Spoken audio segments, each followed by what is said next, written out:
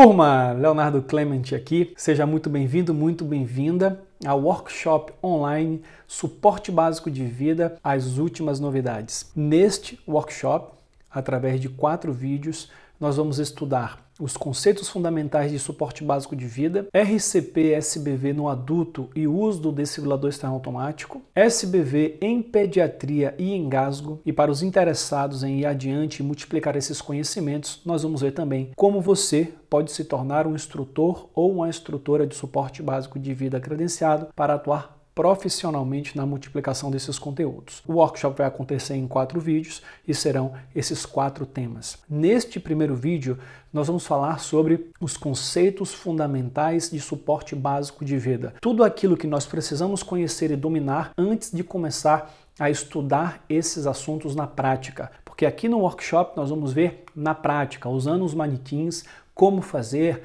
uma avaliação inicial de uma vítima adulto, de uma criança, de um lactente, como pedir ajuda adequadamente, como fazer RCP de alta qualidade, com boas ventilações, boas compressões, um bom atendimento em equipe, como utilizar um desfibrilador externo automático, como realizar o desengasgo de uma vítima que está com obstrução parcial, obstrução total, vítima consciente, inconsciente, adultos, crianças, lactentes, enfim. Nós vamos ver isso tudo na prática, mas nós precisamos começar entendendo de onde vêm essas recomendações e por que existe, algumas vezes, divergência entre as diferentes sociedades nas recomendações de suporte básico de vida e reanimação cardiopulmonar. Por isso que nesse primeiro vídeo nós vamos ver de onde vêm esses protocolos, vamos entender o que é o UCOR, quais são os protocolos de suporte básico de vida que existem. Inclusive eu vou deixar aqui abaixo desse vídeo essas diferentes fontes, os links para você poder acessar diretamente essas publicações. Nós vamos ver quais são as cadeias da sobrevivência para adultos, para crianças, das diferentes sociedades. Vamos ver os 4 passos que salvam vidas, que foi uma metodologia que nós desenvolvemos no Instituto Brasileiro de APH para simplificar ainda mais o ensino de suporte básico de vida. Vamos entender quais são os 4 ritmos de parada cardiorrespiratória e o que nós devemos fazer diante de cada um deles. Então essa é a proposta desse vídeo 1 e logo depois, no vídeo 2, veremos na prática o que fazer em adulto e usar o DEA.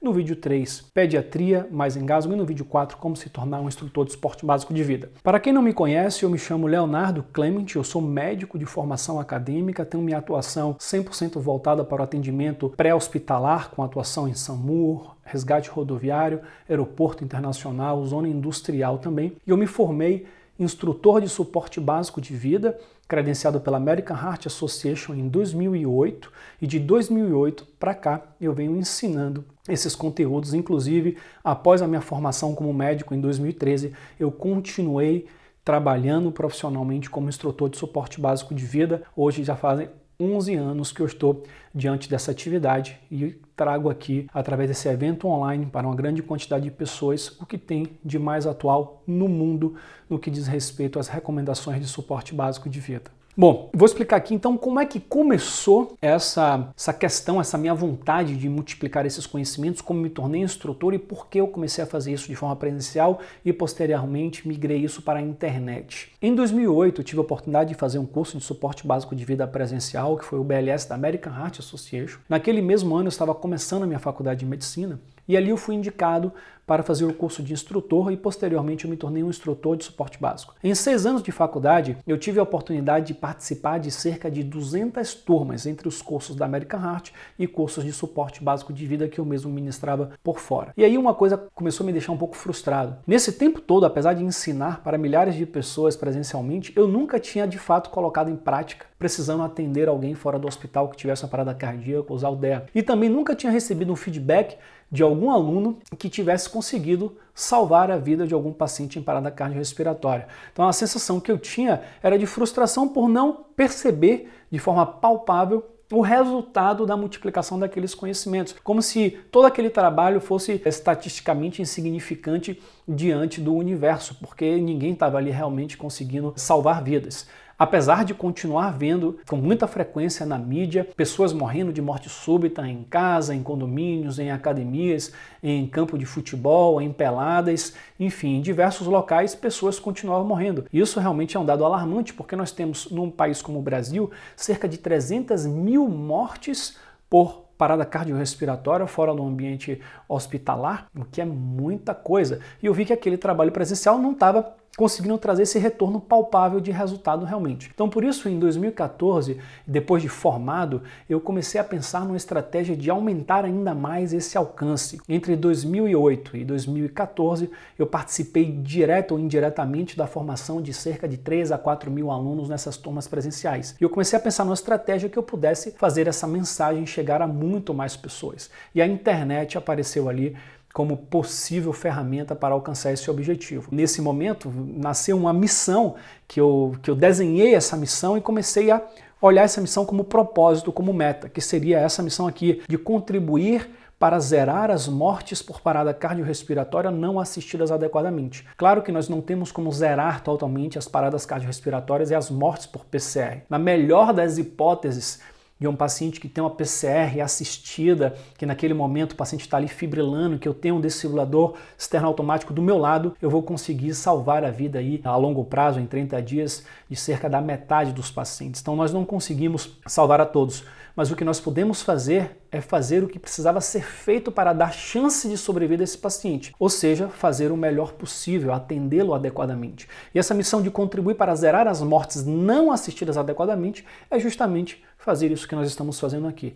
Pegar esses conhecimentos e multiplicar para a maior quantidade de pessoas possível. Então, naquela época, em 2015, nós lançamos o programa Multiplicadores do Bem, que é um programa de formação de instrutores de suporte básico de vida à distância, porque a ideia era multiplicar isso de forma exponencial. Eu formo um instrutor, esse instrutor consegue multiplicar para muito mais pessoas, e formando essa cadeia de instrutores, a gente conseguiria alcançar muito mais gente. E acabou que deu certo, porque até hoje, em nosso programa de formação de instrutores, cada aluno tem que fazer, durante a sua formação, que é 100% à distância, 10 palestras dos 4 passos que salvam vidas, que você vai aprender aqui nesse workshop, e através dessas palestras, dessas fotos que você está vendo aqui dos nossos alunos em todos os estados brasileiros, inclusive fora do Brasil, e neste momento, em 5 anos, nós já alcançamos cerca de 50 a 60 mil pessoas presencialmente em sala de aula. Então eu percebo que sozinho ali, entre aspas, porque em uma turma de BLS nós somos 5 instrutores, nós conseguimos ali naqueles 6 anos que eu trabalhei inicialmente alcançar 2, 3, 4 mil pessoas,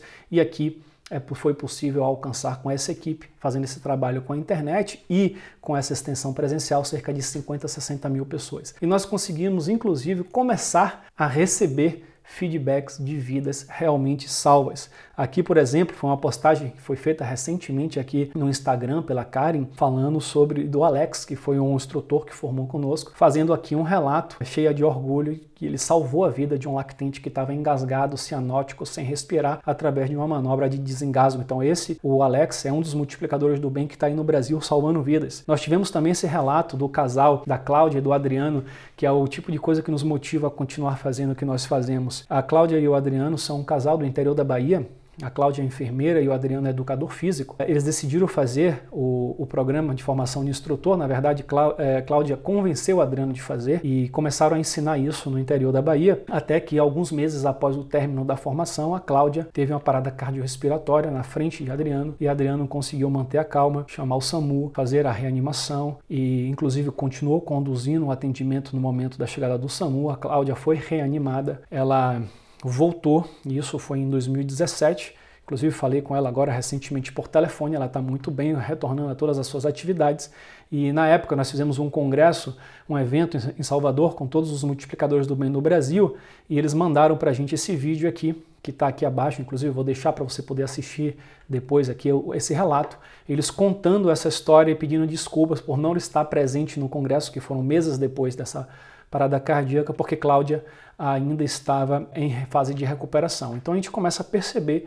que de fato é possível salvar dessas vidas, desde que o atendimento seja precoce e bem realizado. E para o atendimento ser precoce e bem realizado, nós precisamos multiplicar esses conhecimentos para a maior quantidade de pessoas possível, que é exatamente o que nós estamos fazendo aqui nesse workshop online para milhares de pessoas. E eu conto com você para ser um multiplicador e começar a ensinar isso independente de se formar um instrutor ou não, você já pode começar a ensinar esses conhecimentos para as pessoas que estão ao seu redor. Então vamos começar o tema desse vídeo especificamente, que é falar sobre os conceitos fundamentais de ressuscitação cardiopulmonar. Nós já falamos sobre a importância e não precisa se estender muito, porque todos nós sabemos que é de fundamental importância atendermos adequadamente essas situações, sejam adultos vítimas de morte súbita, sejam crianças, lactentes, vítimas de engasgo, de afogamento, porque minutos, segundos, podem fazer a diferença entre a vida e a morte. E o IUCOR, o International Liaison Committee on Resuscitation, é a instituição que organiza, que pesquisa, que faz a revisão de todos os trabalhos que estão publicados na literatura para, a partir daí, criar guidelines e recomendações do que fazer. Antes de falar o que é o IUCOR e como o IUCOR faz isso, eu gostaria de diferenciar essas três siglas para você, porque nós vamos falar bastante em todo o workshop sobre ambas, sobre as três. Suporte básico de vida são as manobras básicas utilizadas para atender vítimas de parada cardio ou unicamente respiratória, pode ser um engasgo, por exemplo, em ambiente extra-hospitalar, que qualquer pessoa pode se capacitar no suporte básico de vida para salvar essas vidas. PCR é a parada cardiorrespiratória, ou seja, aquele paciente que para de respirar e o coração para de bombear o sangue ao ponto de ter um pulso central, ou seja, uma perfusão dos órgãos nobres. Então, um paciente que está em parada cardiorrespiratória, o coração pode estar até em movimento, como nós vamos ver mais adiante, mas por algum motivo o sangue não está sendo bombeado adequadamente e esse paciente não tem nenhuma perfusão dos órgãos nobres. O paciente vai morrer em poucos minutos se isso não for revertido. E a RCP é a ressuscitação ou reanimação cardiopulmonar, que são as manobras utilizadas no suporte básico de vida para reverter e prolongar as chances de sobrevida dos pacientes que estão em parada cardiorrespiratória. A RCP é uma ferramenta também utilizada no suporte avançado de vida, mas aqui em nosso workshop nós vamos focar em como realizar a RCP adequadamente no suporte básico de vida para salvar adultos, crianças e lactentes de paradas cardiorrespiratórias e de parada respiratória. Quem determina esses protocolos de como fazer esse RCP é o IUCOR, o International Liaison Committee on Resuscitation, que, como aparece aqui nos slides para vocês, é constituído dessas diferentes associações internacionais. Então, são membros do IUCOR, American Heart Association, o European Resuscitation Council, a Fundação do Coração e do AVC canadense, a ANSCOR, que é o Conselho de Ressuscitação da Nova Zelândia e Austrália. Nós temos também um conselho da África do Sul, a Fundação do Coração Interamericana e o Conselho de Ressuscitação da Ásia. Esses diferentes conselhos, sociedades, se reúnem através dos seus pesquisadores para fazer revisão dos artigos publicados que envolvem reanimação cardiopulmonar e, a partir daí, criar as recomendações diretrizes do IUCOR. A partir dessas recomendações diretrizes do IUCOR, que são publicadas pela American Heart Association e pelo European Resuscitation Council, diferentes sociedades como essas criam os seus próprios guidelines, os seus próprios protocolos, como aparece aqui, por exemplo, nesse cantinho aqui que eu dei um zoom, os guidelines, existe aqui o guideline europeu, existe o guideline da American Heart Association, o guideline japonês, o guideline ANSCOR, que é da Austrália com a Nova Zelândia, e o guideline, alguns guidelines aqui também da África do Sul. Nós vamos discutir um pouco ao longo desse workshop as diferentes preferências que existem nesse quesito. Mas antes disso, a gente tem que falar de duas coisas importantíssimas para a gente entender e não se perder quando a gente estuda esse tema. Primeiro, existem princípios e preferências de atendimento. Os princípios são imutáveis. Todos os protocolos têm os mesmos princípios. Ou seja, eu preciso de brevidade, precocidade no atendimento, fazer boas compressões, fazer boas ventilações, desfibrilar pacientes com ritmos chocáveis, fazer boas ventilações quando indicado, pedir ajuda de forma adequada. Isso tudo está presente em todos os protocolos. Isso é imutável, sempre vai existir. São os princípios. O que muda de um para o outro são as diferentes preferências. A preferência é como aplicar um princípio. A depender da realidade local, dos equipamentos disponíveis, do nível de formação da equipe que está atendendo, da condição do doente, do protocolo institucional, esse como fazer pode mudar. E pode mudar porque em determinadas situações não existem comprovações científicas de que uma preferência é melhor do que a outra. Portanto, fica aberta aí a possibilidade de fazer de uma forma ou de outra. Então, isso é a primeira coisa a se entender. Outra coisa importantíssima de se entender é que quando nós pensamos em salvar vidas, nós precisamos ensinar isso para a maior quantidade de pessoas possível. Quando nós falamos de maior quantidade de pessoas possível, muitas dessas pessoas não são profissionais de saúde, de APH, são leigos, e para isso a gente precisa ensinar para essas pessoas de forma simples, palpável, para que essa pessoa seja capaz de colocar em prática o mínimo que possa ajudar o paciente. Por isso que um protocolo não é necessariamente o melhor que poderia ser feito para o paciente. Um protocolo é o melhor que a maioria das pessoas é capaz de fazer. Por isso que um profissional mais experiente, um profissional com mais bagagem, pode ser que ele fuja de alguma preferência que está no protocolo, que o protocolo está ali contemplando a grande maioria. Então pode ser que numa situação específica você perceba que é mais interessante fazer de determinada forma, porque você já tem esse conhecimento mais avançado.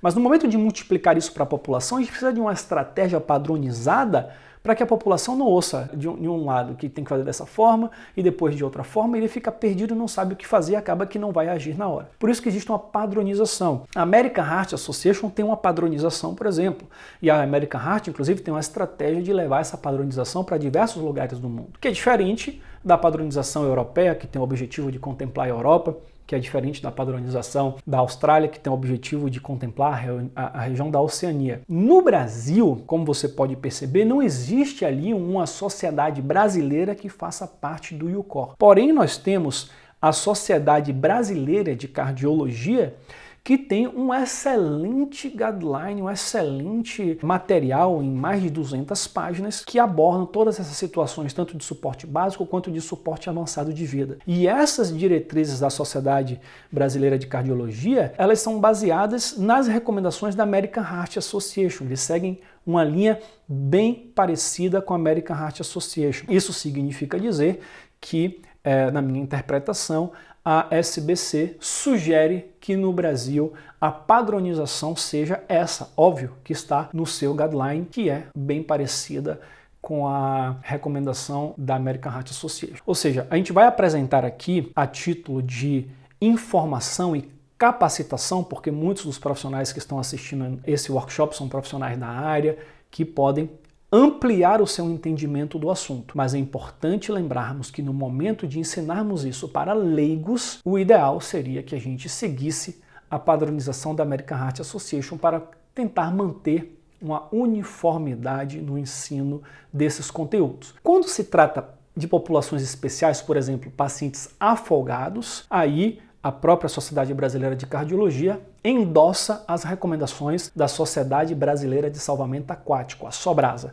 que trata o afogado levando em consideração a etiologia primária ali do acometimento da parada cardiorrespiratória, que seria uma asfixia por afogamento. Mas em se tratando de adultos que têm uma morte súbita ou até mesmo de criança, a American Heart usa uma estratégia que é seguida pela Sociedade Brasileira de Cardiologia e a gente vai então nesse workshop mostrar na prática as preferências que a American Heart Association recomenda e nós vamos comentar as diferenças que existem entre preferências apresentadas pela Sociedade Europeia, pela Sul-Africana e pela Australiana. Tanto o guideline da American Heart é bem completo, quanto o guideline europeu também é bem completo. O mais completo de todos seria talvez a American Heart Association, a Sociedade Europeia é bem completo. O sul-africano, ele é mais através de algoritmo, não tem um texto descritivo. E o australiano também, ele vem de uma forma bem interessante, não tão completo, um pouco mais resumido. De todos esses, talvez o mais completo realmente seja aí o americano seguido do brasileiro, porque o brasileiro se baseou muito ali nessas informações apresentadas pelo protocolo da American Heart Association. Falando da American Heart Association, existem cadeias da sobrevivência que guiam os princípios gerais de atendimento ao paciente de suporte básico de vida de vítima de parada cardiorrespiratória. Essa cadeia da sobrevivência, ela traz aqui tanto o suporte básico quanto o suporte avançado. Essa é a cadeia de adultos vítimas de PCR do ambiente pré-hospitalar. Ela é constituída de 5 elos, onde os 3 primeiros elos é suporte básico de vida que um leigo pode fazer, e depois nós temos os 2 elos seguintes, que é o serviço móvel de atendimento e o suporte avançado, os cuidados pós-PCR. Perceba que nessa cadeia do pré-hospitalar, nós temos que identificar precocemente a PCR e pedir ajuda, esse é o primeiro elo.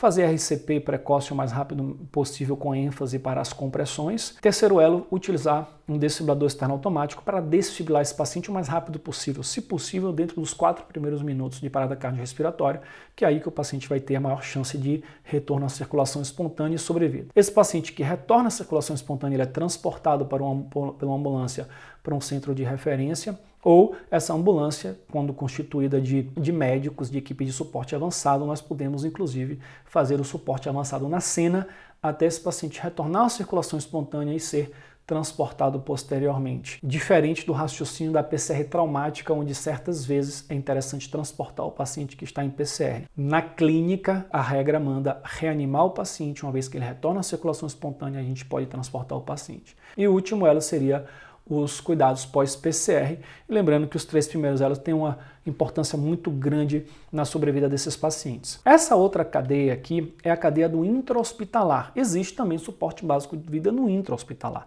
Nem sempre existe um médico preparado para fazer suporte avançado em todos os cantos do hospital no momento da PCR.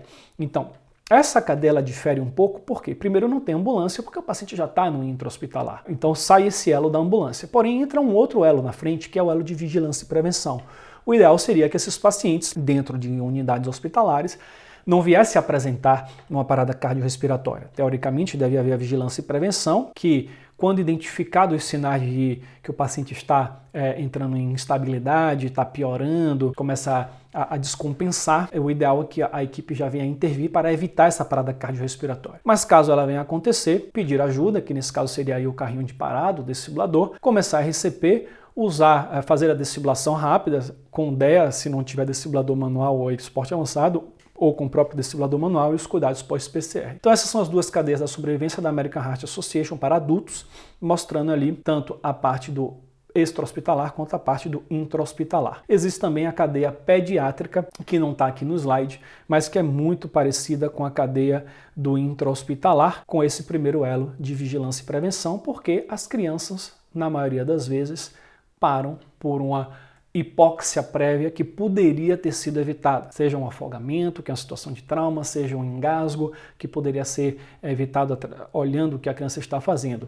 E nesse caso aqui do pré-hospitalar em adultos, não existe esse elo de vigilância e prevenção, porque na maioria das vezes as paradas cardiorrespiratórias desses pacientes acontecem por uma morte súbita que não dá para ser prevenida. Essa aqui é a cadeia da sobrevivência do protocolo europeu. Observe que a diferença é que tem 4 elos, mas os 3 primeiros elos são idênticos. Esse 4º elo, ele é na verdade o 4º e 5º elo da cadeia da American Heart, que seria os cuidados pós-PCR. Então a gente entraria aqui também com o transporte para o hospital quando isso acontece no APH. Essa cadeia é a cadeia do afogado, desenvolvida e descrita por Dr. Davi Spillman, brasileiro, do Rio de Janeiro, e a Sociedade Brasileira de Salvamento Aquático, que é a cadeia utilizada em todos os guidelines internacionais, guideline europeu, enfim, todos os guidelines no mundo utilizam essa cadeia brasileira, que mostra aí 5 elos, sendo que o primeiro elo, o elo mais importante de prevenção, qualquer situação de trauma, incluindo afogamento, a melhor forma de lidar é evitando que ele aconteça. Depois existem esses 3 elos intermediários amarelos, que são elos de resgate, ou seja, reconhecer, fornecer flutuação e remover o paciente da água. E o 5º e último elo, que é o elo do suporte de vida, sendo básico ou avançado, a depender do que a vítima apresenta, a depender da equipe e dos recursos disponíveis. Indo adiante aqui em nossa aula de conceitos fundamentais, quando nós falamos de parada cardiorrespiratória, existem, na verdade, diferentes tipos de paradas cardiorrespiratórias. Então, existem basicamente 4 ritmos que podem definir uma parada cardiorrespiratória.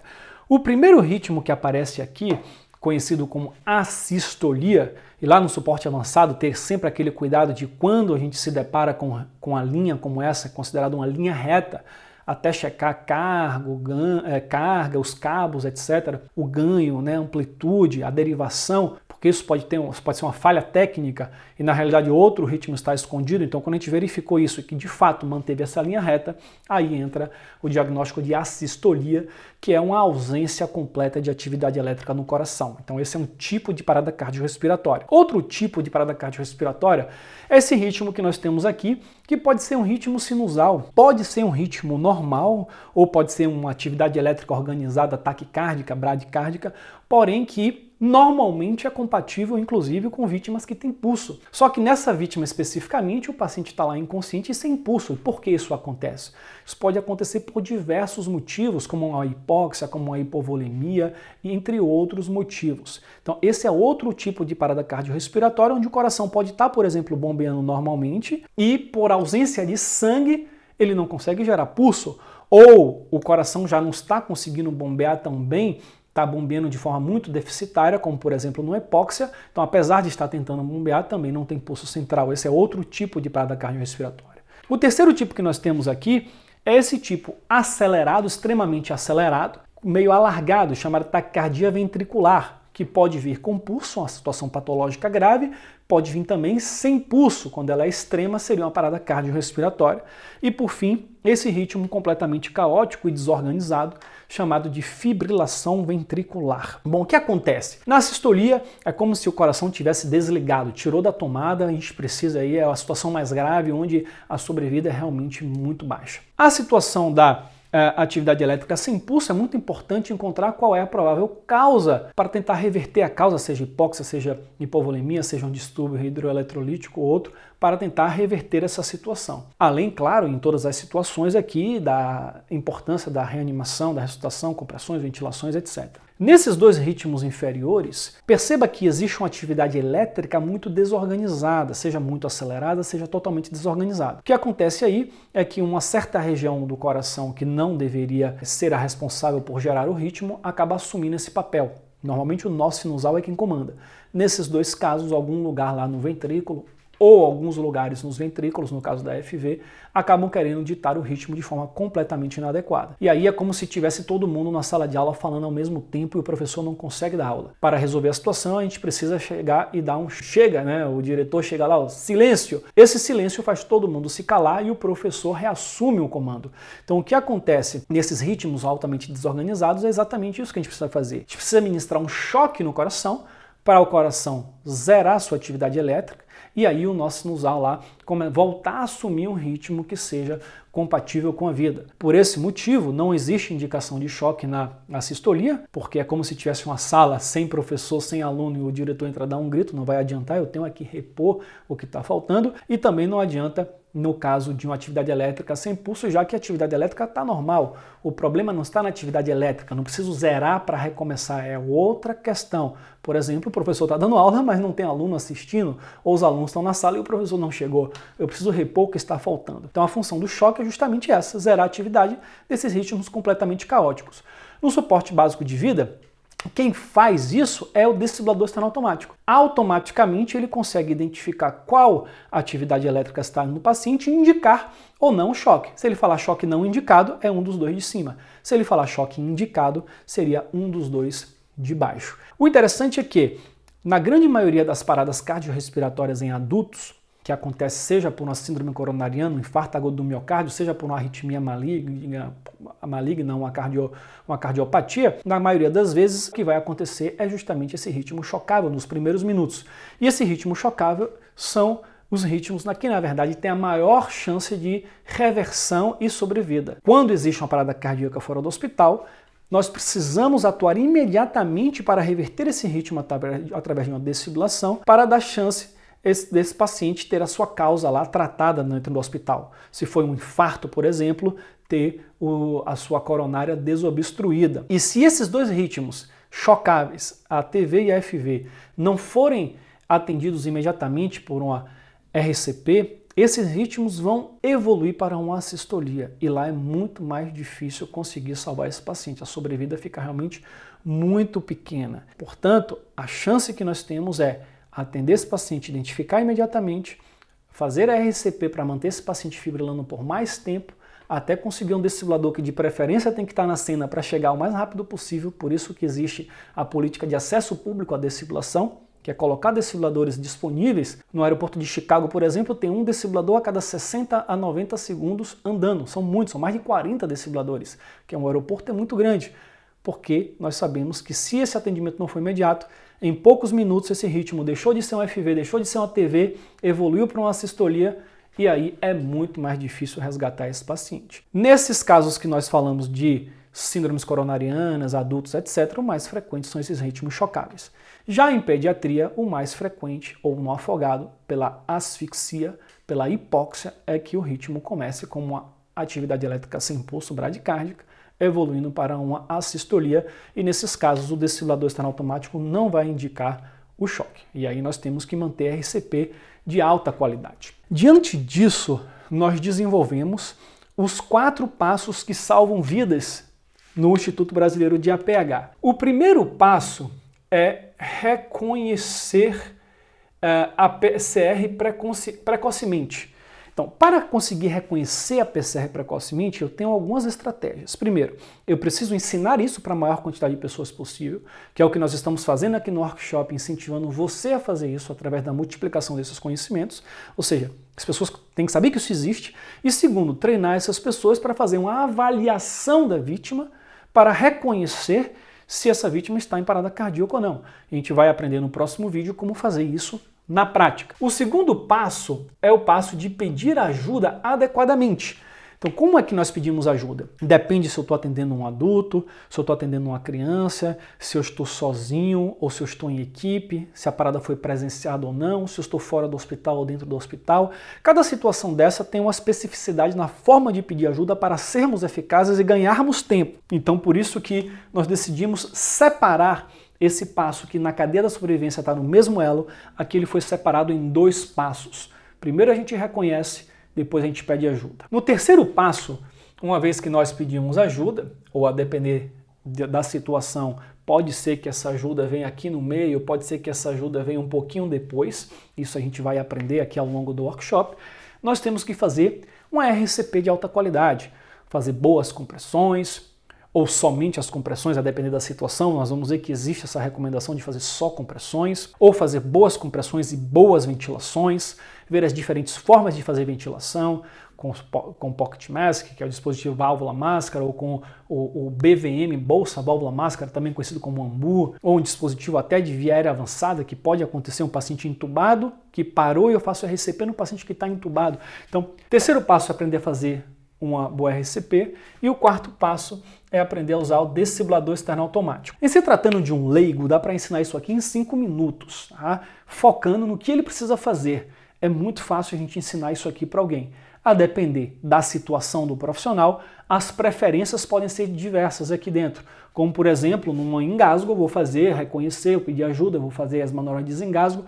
Não necessariamente eu vou usar um DEA naquele paciente que está aí consciente, que eu consigo resolver. Então, a depender da situação, esses 4 passos eles são dinâmicos.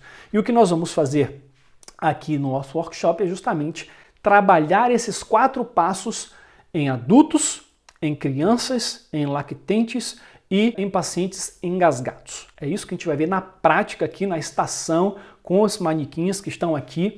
Nos próximos vídeos a gente vai estar 100% em estação prática mostrando como isso. Então, só revisando aqui, primeiro passo, reconhecer uma parada cardiorrespiratória, que envolve a educação, a multiplicação dos conhecimentos, a avaliação inicial. Segundo passo, pedir ajuda de forma efetiva. Então, quem está fora do hospital seria basicamente ligar para o 92, o 93, a depender da região, pedir para alguém pegar um desfibrilador externo automático que esteja por perto. Passo 3, realizar RCP de alta qualidade. Passo 4, usar o desfibrilador externo automático. Bom, na próxima aula, nós vamos falar de RCP no adulto e o uso do DEA. Eu te agradeço por você ter ficado até aqui. Eu peço que você deixe aqui um comentário abaixo desse vídeo, uma dúvida, alguma contribuição, uma informação adicional. Isso vai deixar o evento ainda mais rico. Quanto mais vocês participarem aqui nesse fórum, melhor para o evento e para todos nós no quesito aprendizagem. Está também aqui abaixo do vídeo os artigos, PDF, links de todas as fontes que nós vamos utilizar para discutir aqui em nosso workshop.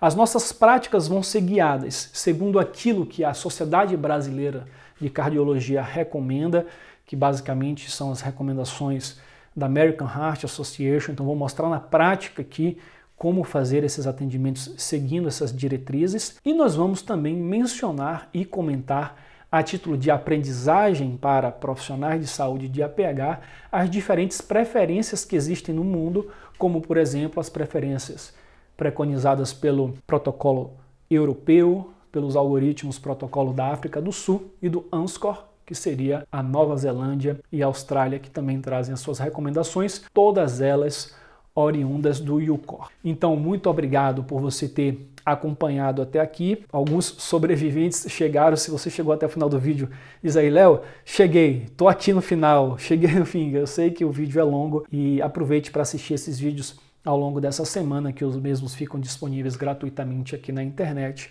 e a gente se vê no próximo vídeo para falar de RCP no adulto e uso do DEA na prática. Um grande abraço e até o próximo. Tchau, tchau.